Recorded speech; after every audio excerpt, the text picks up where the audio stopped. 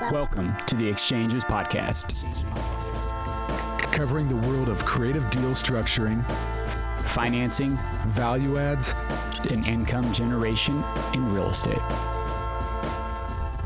The Exchangors podcast with Dusty and Cary. All right, it's Cary Crites and Dusty Cady back in the mix for the Exchanger podcast. Thank you for joining us. Today's episode number two. Deuce, we made it. We made it to number 2, and we had David Larson of DL Realty out of Reno, Nevada. Fascinating guy. Real fascinating guy. And once again, one of these guys has come through quite a bit of a mix from the creative side and problem solving. He is the broker over there at DL Realty in Reno. Been in the mix for about 25 years. So been not only a realtor, a broker, also teaching real estate investing with the National Exchanger Council and the Reno Sparks Board of Realtors for a very long time, specializing primarily in apartment sales. So that's something that he's done for quite a bit. And then of shopping centers and some other stuff that you'll hear in this podcast as well. So a host of all sorts of interesting things, one of them being the composition of a successful lease option. Talking about cash flow. We were talking about, selling a concept. Now, that's an interesting one. This is something that you particularly had a lot of fascination with. Yeah. I mean, his thing about getting a land under contract, designing the concept of an apartment complex, et cetera, there, and then selling that. Not even building the apartment complex and making crazy ROI. Stay tuned for that. It's really, really fascinating stuff. Yeah, let's dive into it. It's David Larson of DL Realty. You're on the Exchangers podcast coming out of the Reno Collective, Reno, Nevada. Enjoy, folks. Mr. David Larson in the house with the Exchanger podcast. Welcome, sir. Well, glad to have you. Thank you for having me. I appreciate it very much. Well, what we're going to do today is just dive in a little bit to what you have going on. You've been in the mix for quite some time, and we've been hearing the stories. And of course, I myself ran into you. Let's see, we met back in going to the Exchanger meetings, and of course, a lot of the other folks that were there as well had positioned you as someone that has been in the game for quite some time and definitely understands a lot of the creative approaches to real estate. I did a little research on you.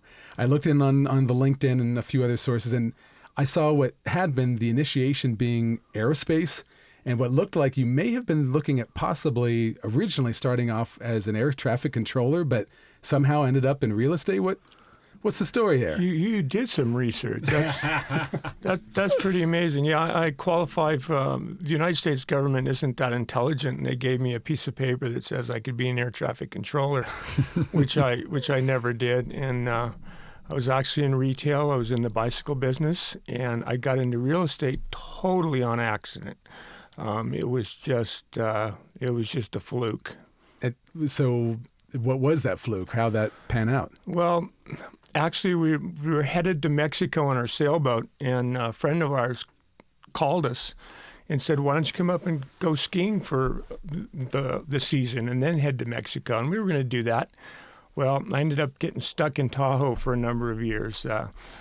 We liked it. Living on land appealed to my wife quite a bit, and we moved to North Lake Tahoe.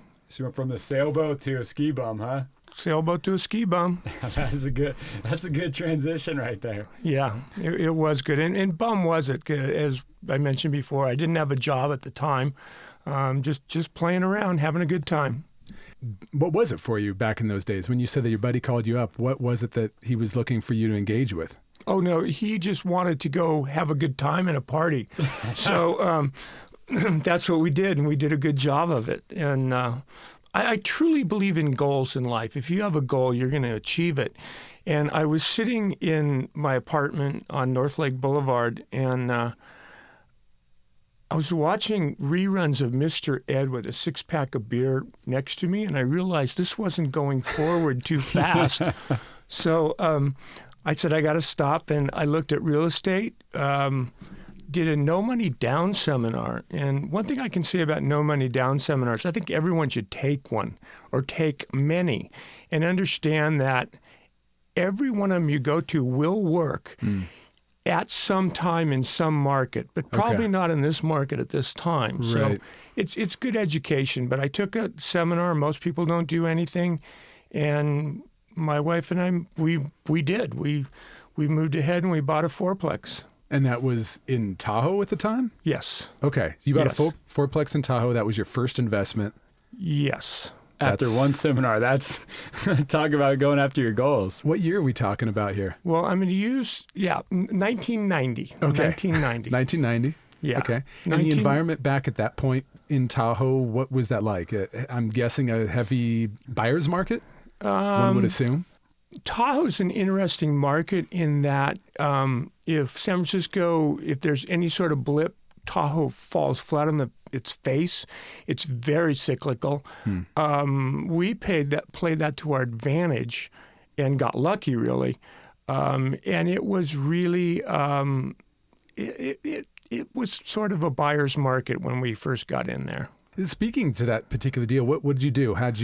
What were the pieces of that deal that made that work out? This is probably one of the more creative deals I've ever done. And I don't know if I do it for a client, but I did it for myself. We looked at the property. The property had problems. We know it had pest problems. We know it had a roof problem. We know it had some plumbing problems. And rather than tell the seller that, we negotiated the best price we possibly could. We asked in the contract, it said we're going to go get a bank loan, understanding that there's no way a bank would loan on this property. So we got it under contract, got it at a good price, brought in an inspector, brought in an appraiser, and obviously the deal wouldn't work. Yeah.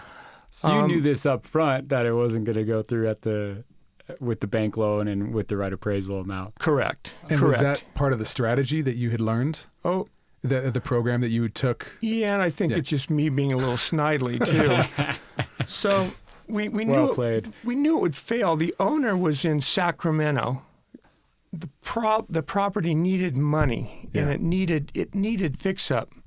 So after we put all the papers from a third party, we didn't try and tell her, hey, it needs a new roof. We had someone else tell her.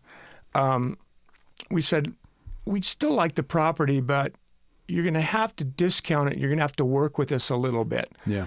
I'm going to tell you what I paid for it in the contract, and I'll get to why it is, but it was $75,000 in the contract. For a fourplex in the contract. Yeah, in 1990. Yep.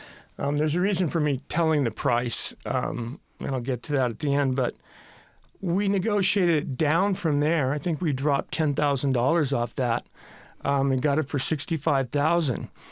But a regular contract wouldn't work. So he said, look, here's what we're going to do. We're going to give you $5,000 up front. We're going to pay you monthly, and we want a 2-year lease option on the property. Now, if you look at this, she got $5,000. She got more money than she was getting from her renters. And we had 3 renters basically that were paying our payment, and we ended up living in one unit. Nice. So it was a win for her in that she got cash flow on a property that's going backwards, and it was a win for us. And in this property too, going over like the pest control, we had a pest bill for like $7,500, and it could have been more once they discovered different things. Well, my wife and I fixed that in a day and a half. Yep. Is that all squirrel, raccoon? What was the pest? Oh, the pest was cellulose debris, some rotten wood, some water damage. And anyway, we took care of that in just a short period of time. We ended up fixing up the property.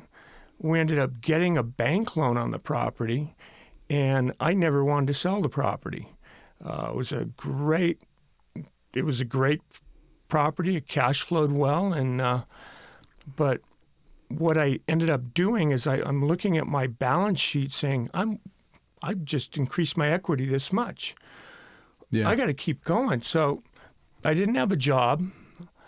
I did have good credit, and I had a bunch of credit cards in my wallet. And here we go. This is always a good way to go, right? I found another house that fit the fix-up bill, and we ended up negotiating owner financing on that one. That worked out real well. Then there was another deal that came around. I still don't have a job, And we bought the third house.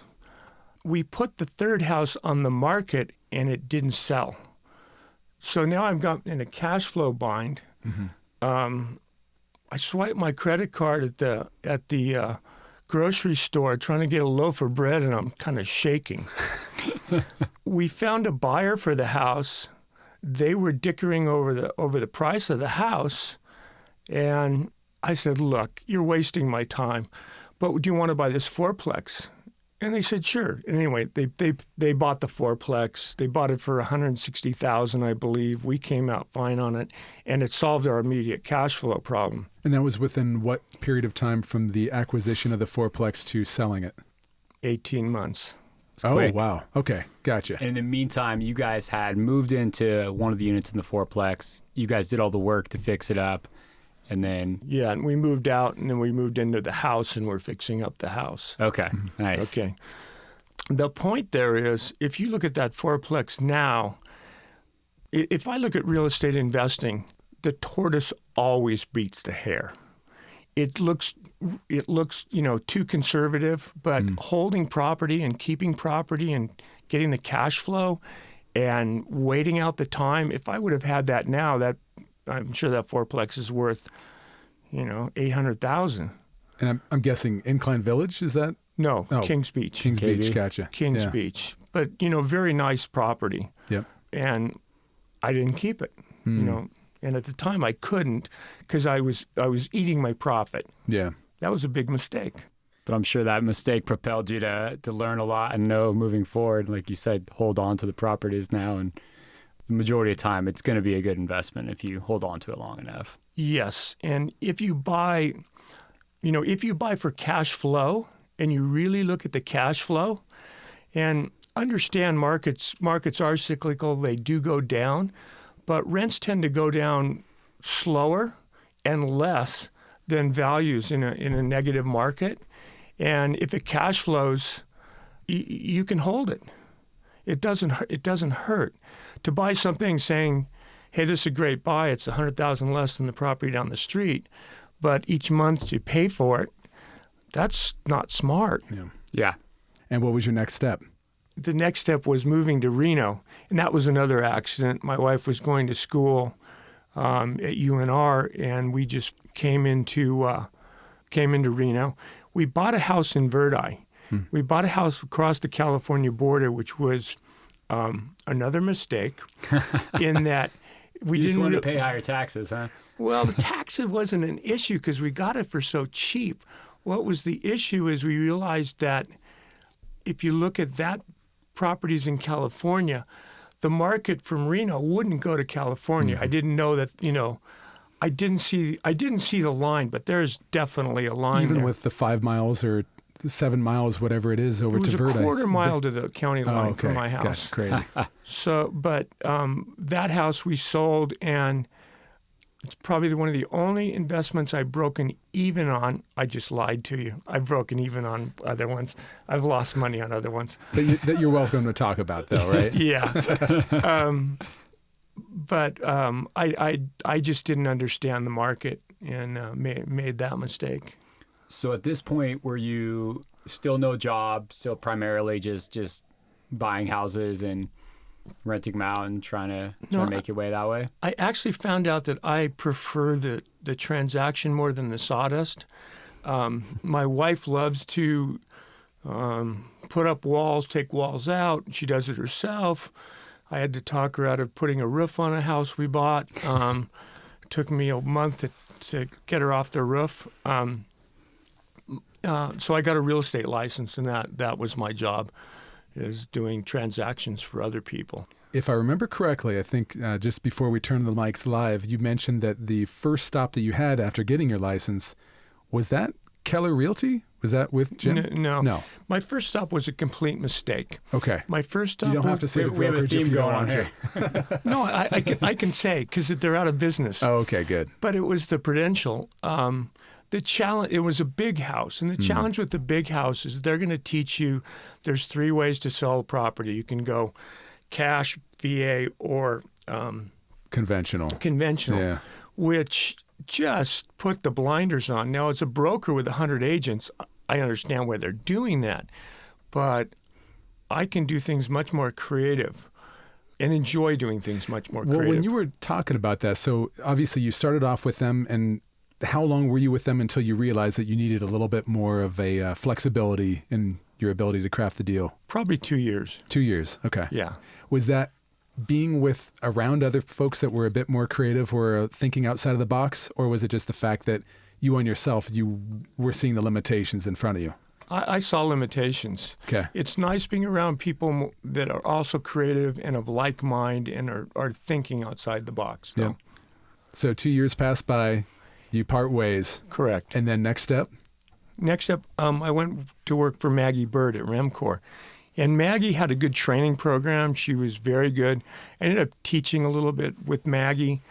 And she allowed you to do different transactions. You know, and if you go back to the first episode that we did with both John and Fred, they also spoke to the same thing. That was Fred Meyer and John Spinola.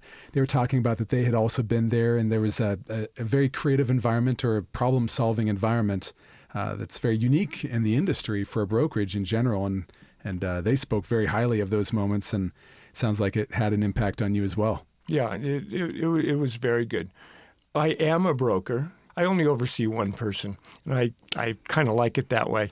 But having a lot of agents, you have to have trust in your agents because, we're doing deals out of state. We're doing deals with multiple leg exchanges. We're doing deals with creative financing. It would be very easy to get in trouble if you didn't trust your people working for you.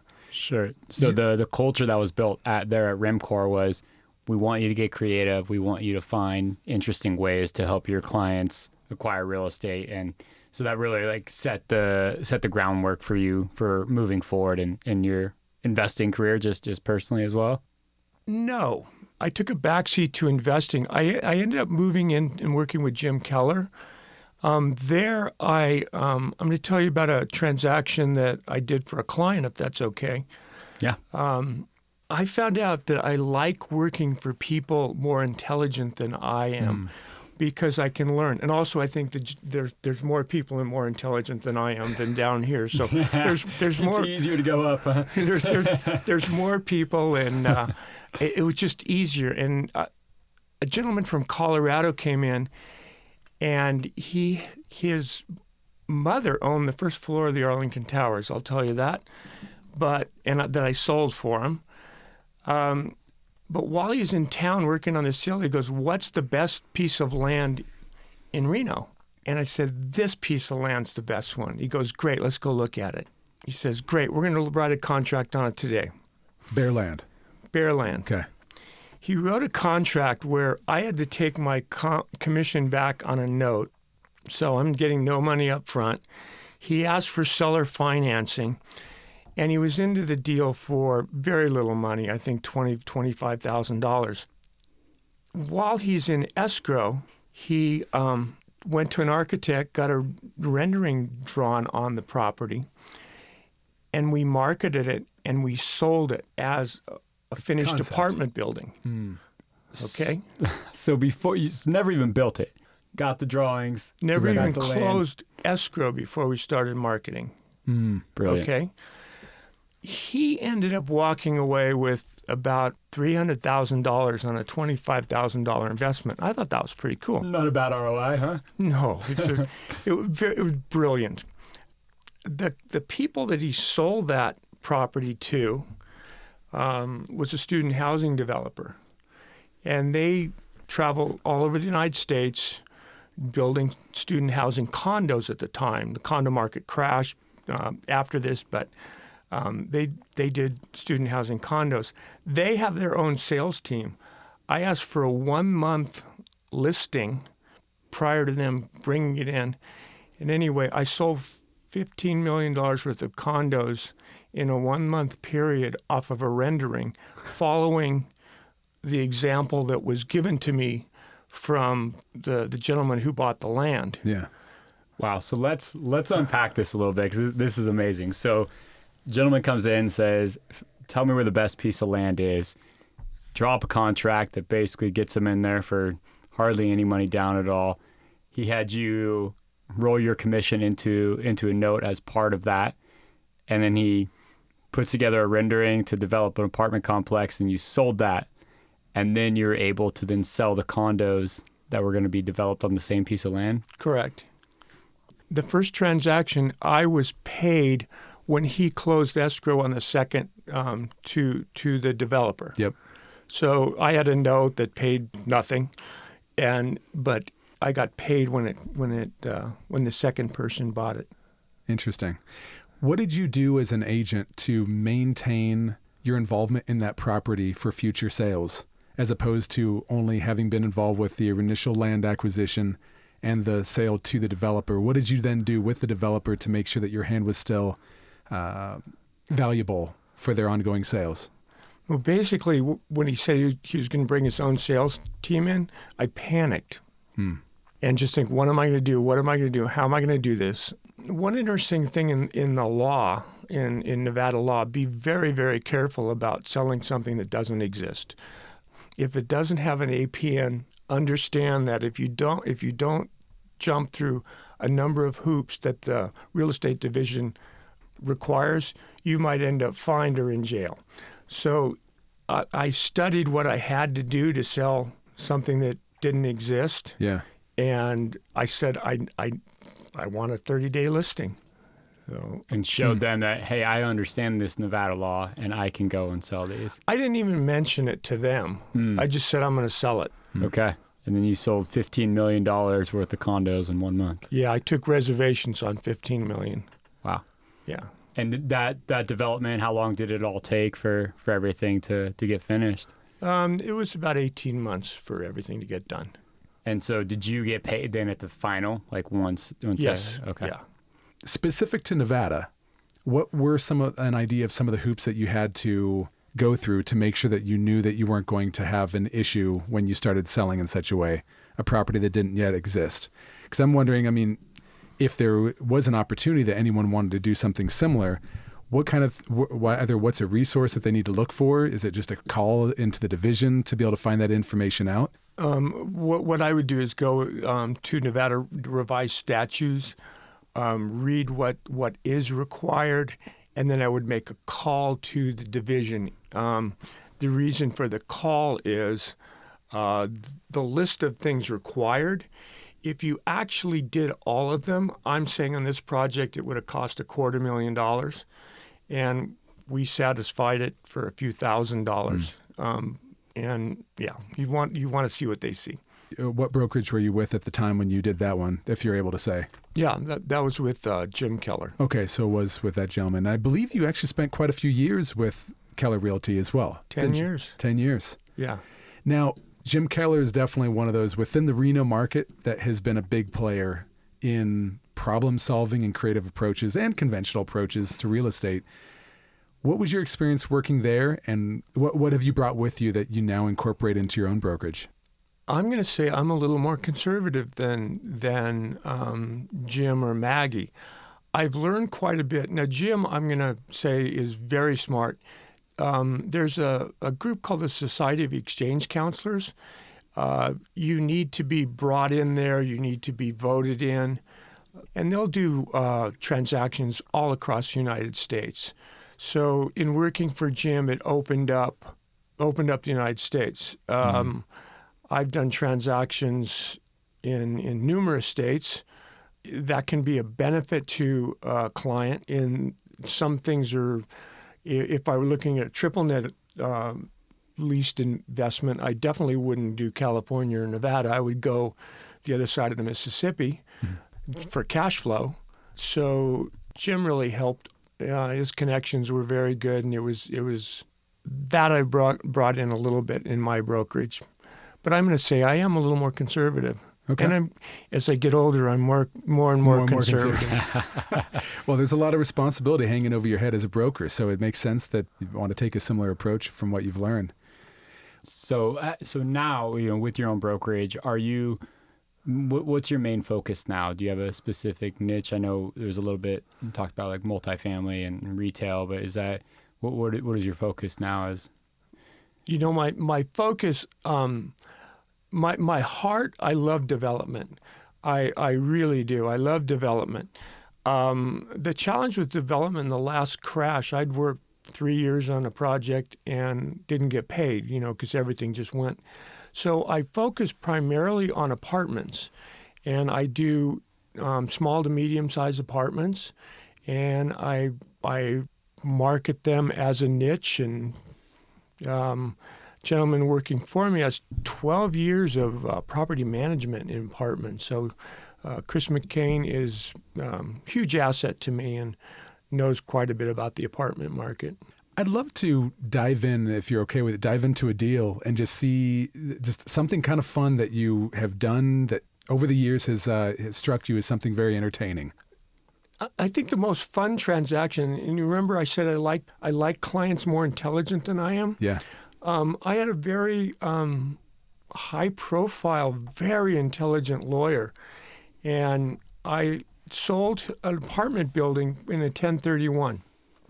And out of that 1031, we ended up buying an office building in Washington, a strip center in Florida, an office building in Arizona, and a single-family home in Reno.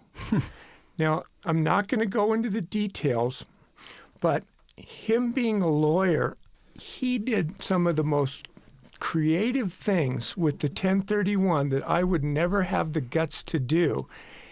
He did it with the full knowledge. The other thing that was neat about the transaction is him being a lawyer, he's used to getting paid by the hour. So we closed this transaction, and he liked the way I think, or the way I thought, and it got him thinking. So if he had another problem with real estate, he'd call me in. More times than not, my answer to him was wrong, but it got him thinking down a different line, and that was just enjoyable. It's enjoyable to interact with someone like that. Now, was he specializing in real estate law? Because it sounds like if he was coming up with creative approaches to a 1031 exchange, it sounds like he's had either some experience about it or at least was talking to some other folks as well that would have had him identifying and kind of playing with the assets in such a way. What was his law? His specialty was aviation. Of course. Full circle. Yeah, exactly. You just had to throw that in there, didn't you? All the way back. You were guiding him in. His specialty was aviation, but Okay. he was just great to work with. So now in a 1031, correct me if I'm wrong, but you have a certain amount of days to identify those different projects, right? Correct. So 45 days. 45 days. 45 days. So within 45 days, I think it was 4 or 5 buildings or Yeah, I think assets. we went into 5 different properties. So identify 5 different assets across the country within a month and a half. Correct. It's interesting that small amount of time, 45 days, most people see it as it's a bit of a crunch, unless it's a you panic. Yeah, and unless you already have everything ready to go and you have a good idea of what's going on and that you're in a market where things aren't flying out, being snatched up very quickly, it can be very cumbersome trying to get the property that you're looking for and thinking that you have any control at all in that situation.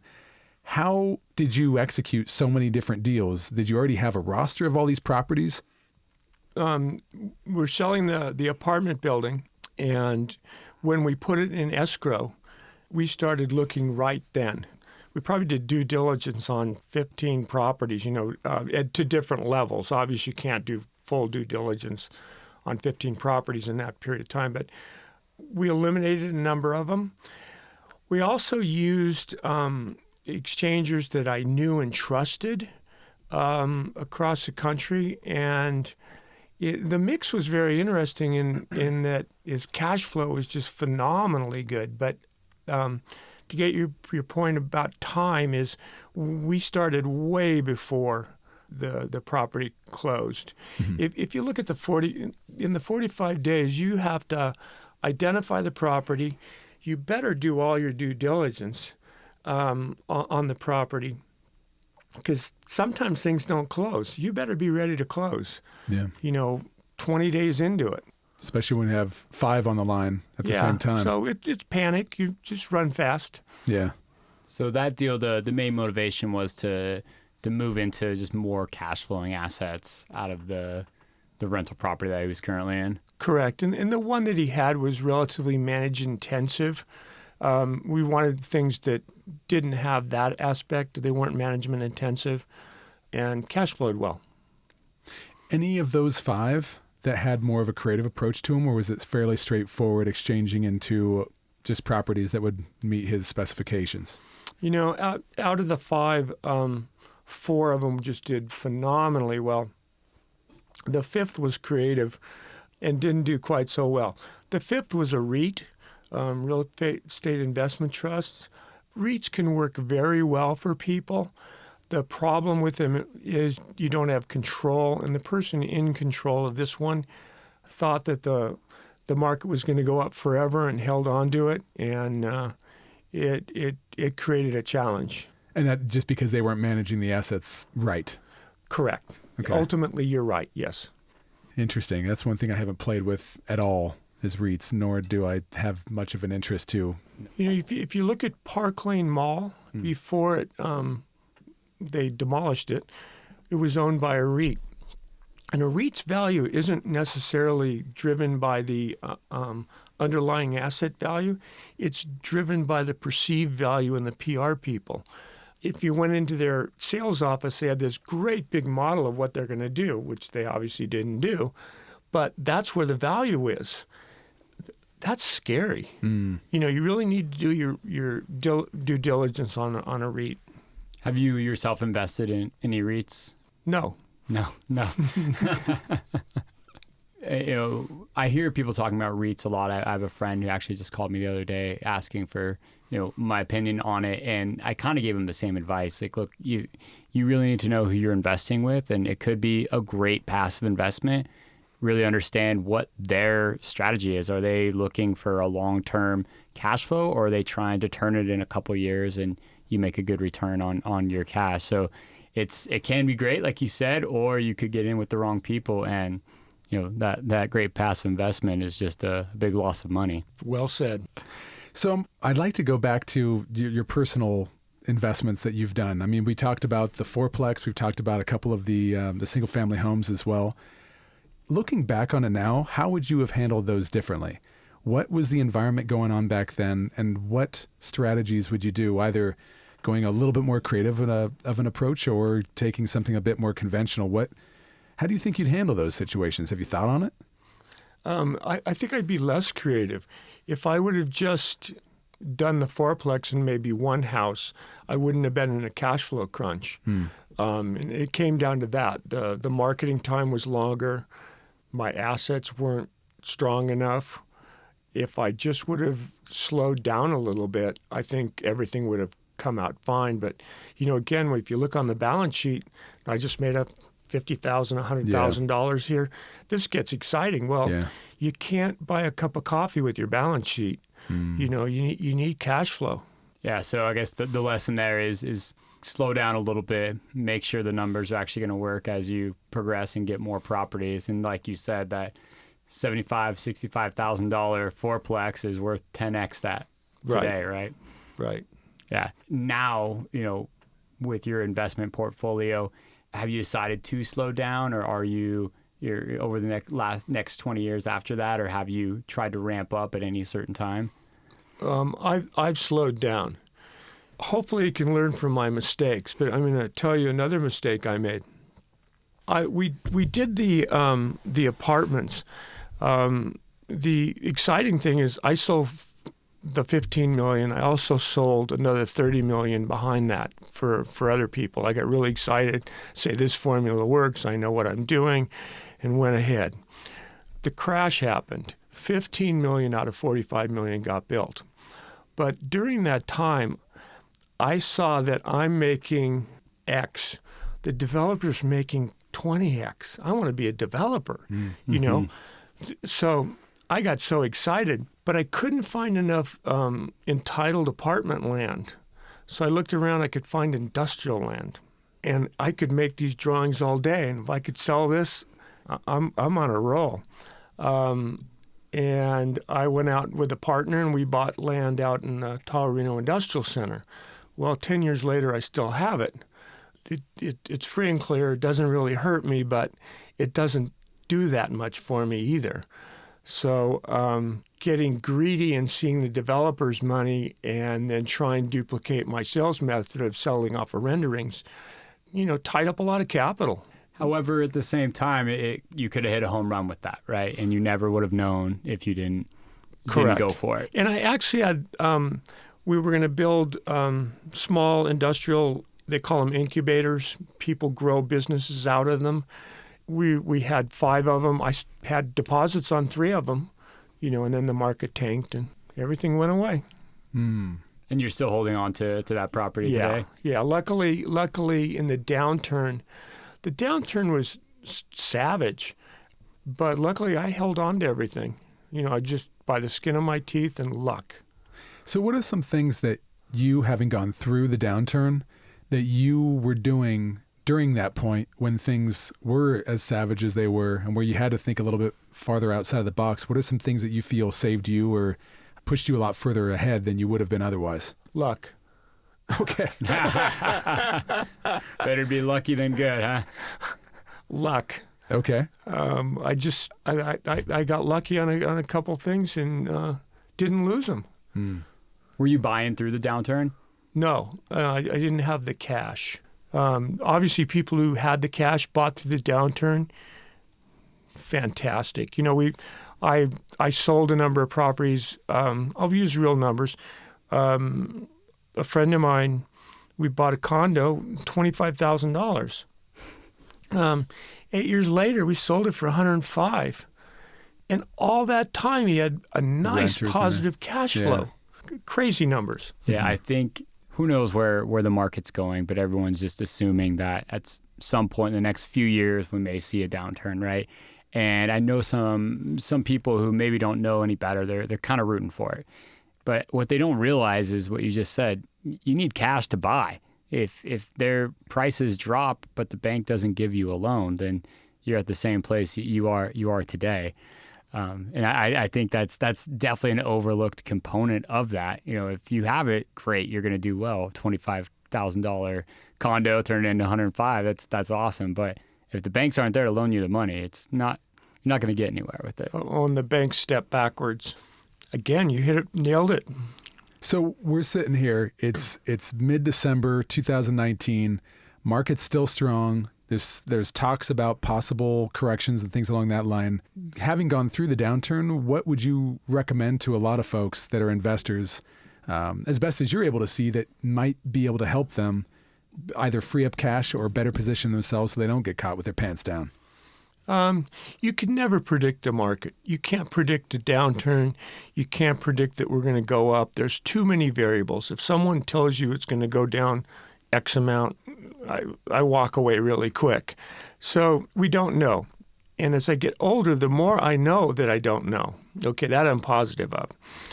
But if you buy on cash flow, and that may require that you have some equity in the property.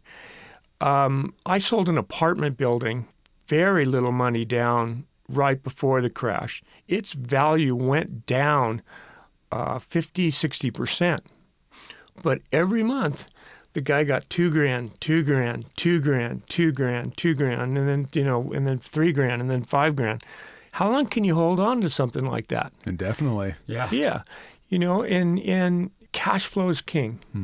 So if you're looking at an apartment complex like that, I think you obviously want to buy for equity, right? And maybe you can force the equity into it, and hopefully the equity will come over time.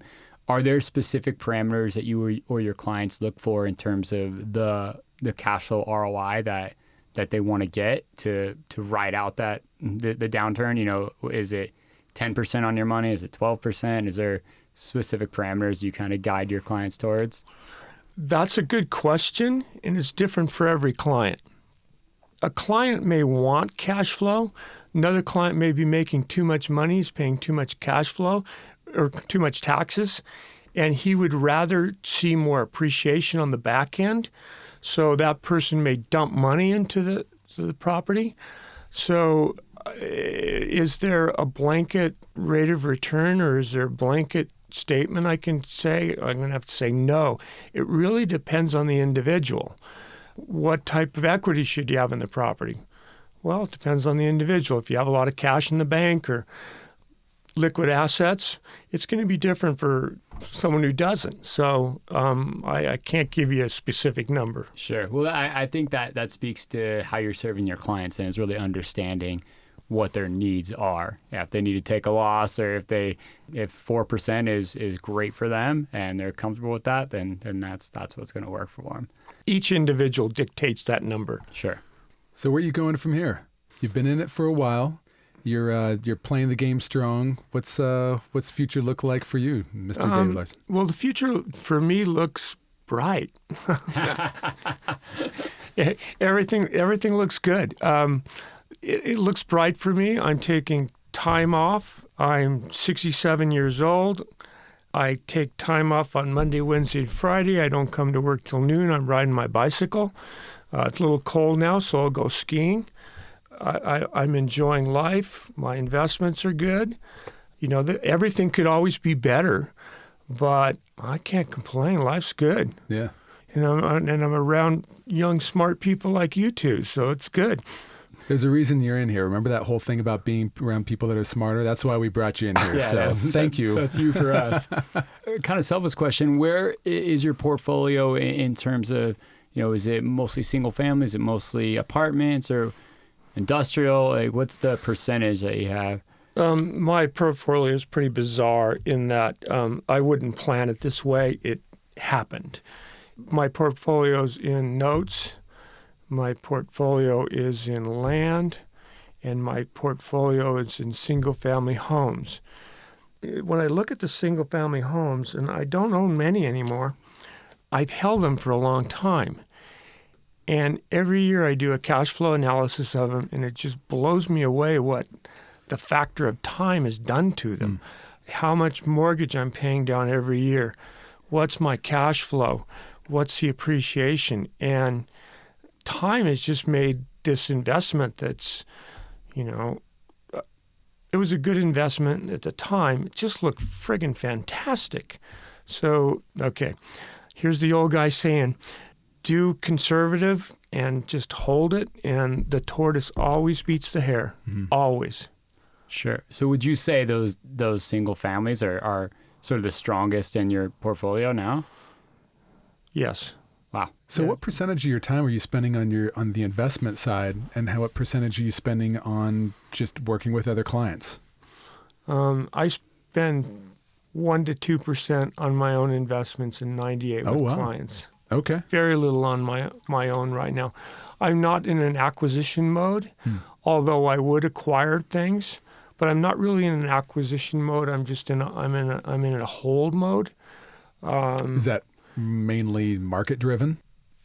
That is market and age driven. It's the equivalent of falling back on the bonds and slowing down on the acquisitions. Yeah. Makes sense. Trying to think if there's any other deals that might be of interest to get into. I know we were talking earlier before the microphone went on about lease options and how you feel that is actually one of the strongest things that you've been able to apply over years as well. Surrounding lease options, what's your overall take on it? What do you think? When people ask you about lease options, they'll say, what's normal in a lease option? Well, nothing's normal. How long is a lease? It could be a few months. It could be 30 years.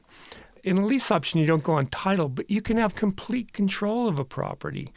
One thing that I would caution people on lease options is when you get one, record a memorandum of option. And that's something I didn't do initially.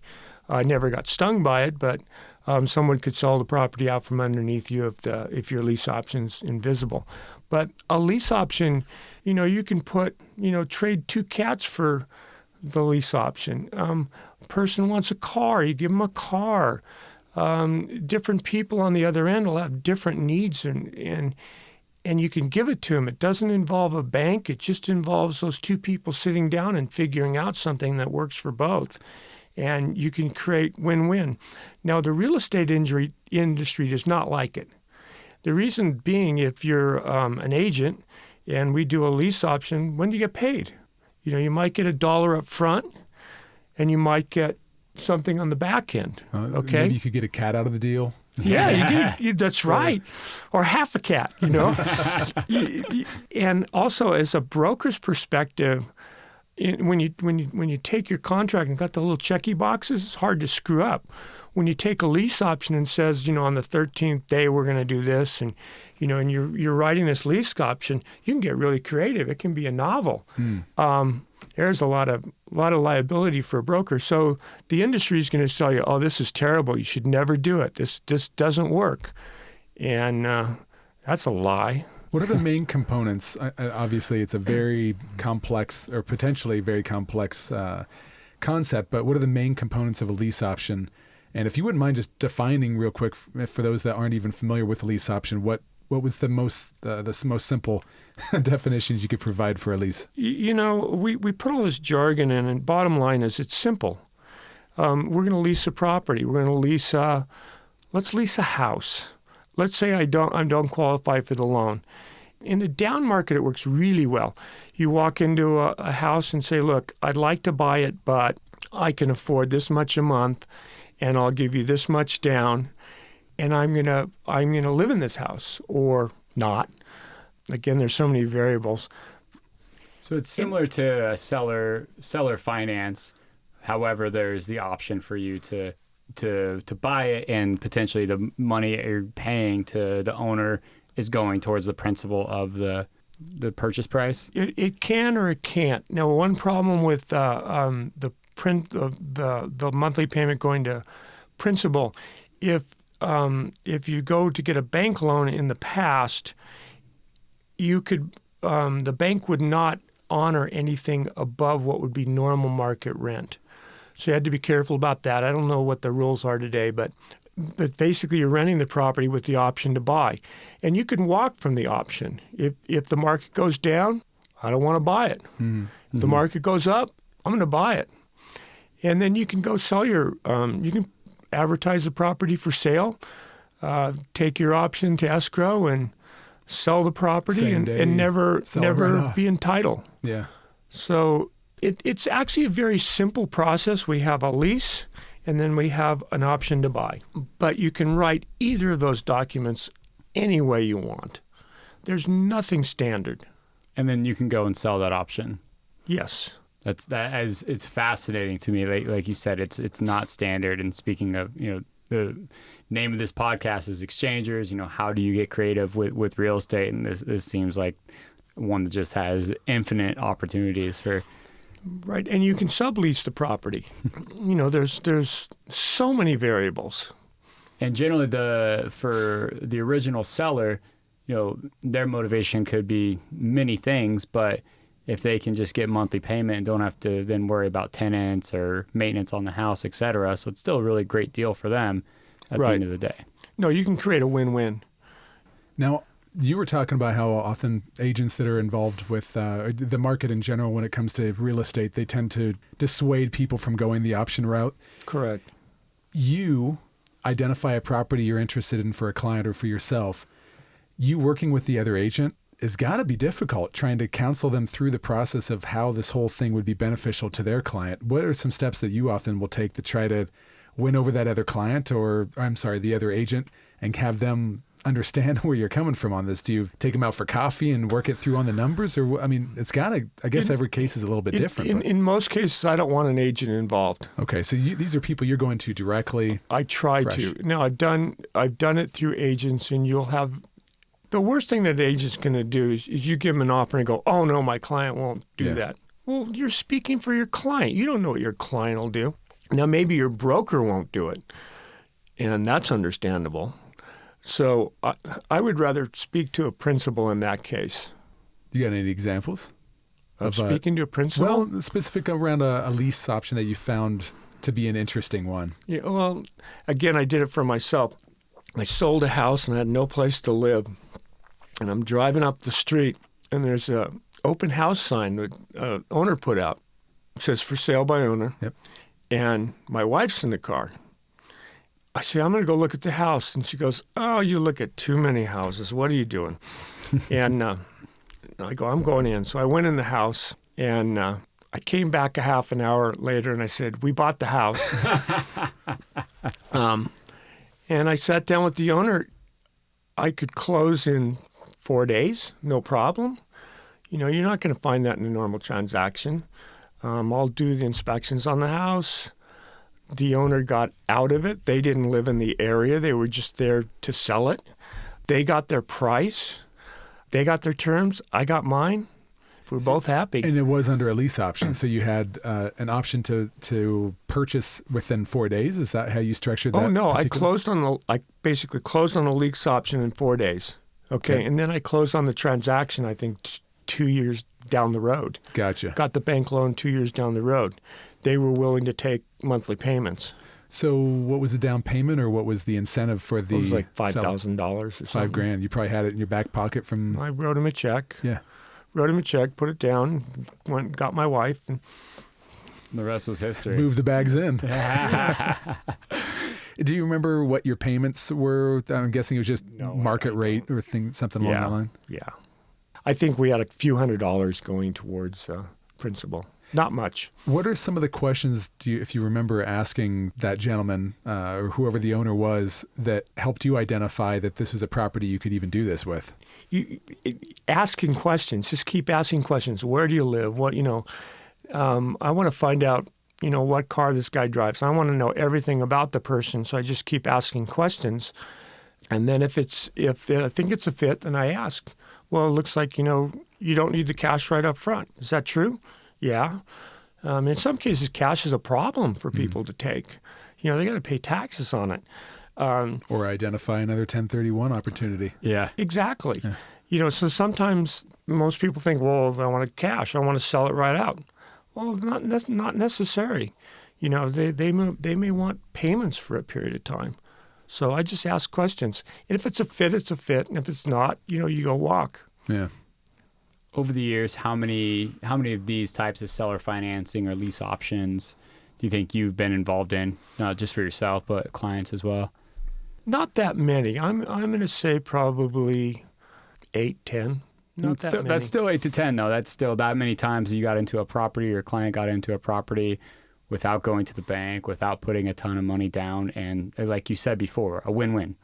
Right now, if you can find a lease option, do it. The reason I say that is, again, we don't know where the market's going, but if you can get in for very little cash, have a monthly payment, and either use the property or sublet it, if the market keeps going like it is, you're going to exercise your option. Yeah. If the market goes in the tank, you've lost nothing or very little. Yeah. And it hedges your bets.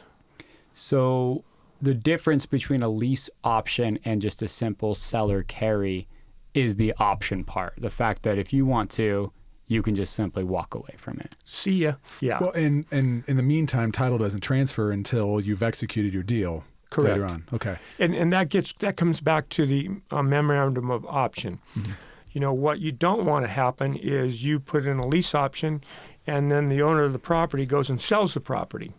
So you cloud the title, and a title search, and and people getting title insurance. That memorandum's going to show up, and it's going to stop the sale. Yeah. It sounds like three remarkable things out of the whole lease option that's an incentive for the seller being, one, the fact that they get very often some sort of payment up front. Two, that they don't have to worry about title transferring, so it's easier to kick the person out if Correct. there are any issues. And then three, payments as well in the process. And of course, the windfall of cash or whatever it is, however you structure it after the point that it's all executed. And no more dealing with renters themselves or maintenance, etc. I'm glad to be around you. You're way smarter than I am. Incorrect, but thank you. No, you are. You figured that out, because most people said, well, it's only the advantage to the buyer. That's not true. That's just not true. Sure, you can figure out a transaction that's bad for the buyer and seller, but, in a lot of cases, the fit's perfect. The 4+ example, the lady that we bought the property from, every Christmas, she'd send me a card saying, thank you. You can't believe, how nice this has been for me. Because you took something that was going to take me down the drain away from me. And for me, it was beautiful too, So, yeah, you thought through that one. That was good. Yeah. Well, David, really appreciate your time spending with us. We're really looking forward to chatting about some more deals in the future. And yeah, thanks for your time. Really appreciate you coming out today. Thank you. I enjoyed it. Thanks a lot, Dave. Thanks for the great questions. Appreciate it. Absolutely. Thank you. Disclaimer. The information expressed in this podcast are for education and general information purposes only and do not constitute accounting, legal, tax, or other professional advice. Listeners should not act upon the content of this information found here without first seeking appropriate advice from an accountant, financial planner, lawyer, or other qualified professional. The opinions expressed may or may not be shared by the production team, guests, or advertisers. As always, cheers to your success in all of your money generation endeavors.